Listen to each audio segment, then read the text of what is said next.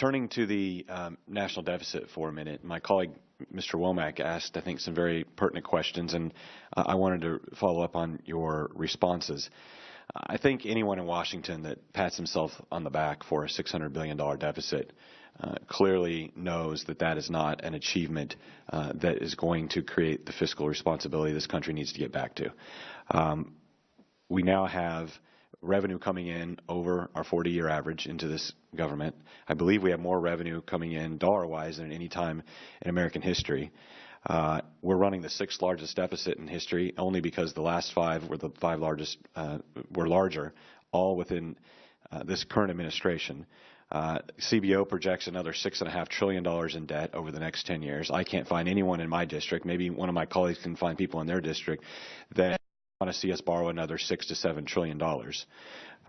We have the President's budget increasing spending beyond that, attempting to increase the deficits even greater, and deficits going up over the rest of the decade, which are attributable to mostly health care costs, the Affordable Care Act, Medicare costs, debt and interest payments. And I think many of our colleagues are tired of sending more money to Washington, D.C. They're tired of the constant requests for additional taxes that Washington can't live within its means. I think estimates are there's a $3 trillion in new taxes coming in over the next 10 years because of tax increases that have occurred in the last couple of years.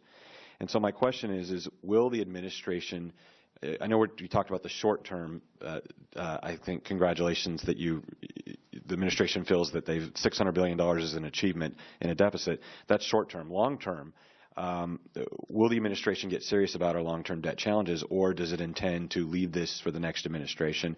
And if so, what are the specific ideas that the administration is going to put forward? Congressman, I think that you have to look at where we've started, and we've made enormous progress. I've not said that I'm happy that there's a $600 billion deficit, but I'm happy we've reduced the deficit and we're on a path towards keeping it coming down so that it will shrink as a percentage of GDP. I think when you talk about entitlements, you got to be clear. The Affordable Care Act on net is reducing the deficit, not increasing it. And the thing that's driving entitlements up is that the baby boom is retiring and people are claiming the Social Security and Medicare that they're entitled to. So, I mean, these are very challenging areas, and unless somebody wants to stand up and say they're going to do something other than pay Social Security and Medicare, the solutions are very hard.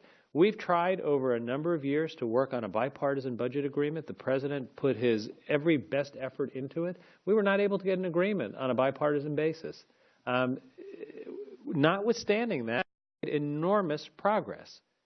Incrementally, doing it on discretionary spending, doing it with the tax bill at the beginning of last year. I think that right now, the most urgent thing facing Americans is what can we do to promote more growth and more job creation in this economy? What do we do to get construction and housing moving again? I think we have a little bit of time, I'm not saying decades, but it's not today's crisis to deal with the deficit. I think today, for most middle-class families, what they want to know is what are we doing to grow the economy? And I think the kinds of things that we've been talking about in terms of helping small businesses and helping to make job creation more robust is frankly what we should be paying our current attention to. Thank you, Mr. Secretary. Thank you, Mr. Chairman.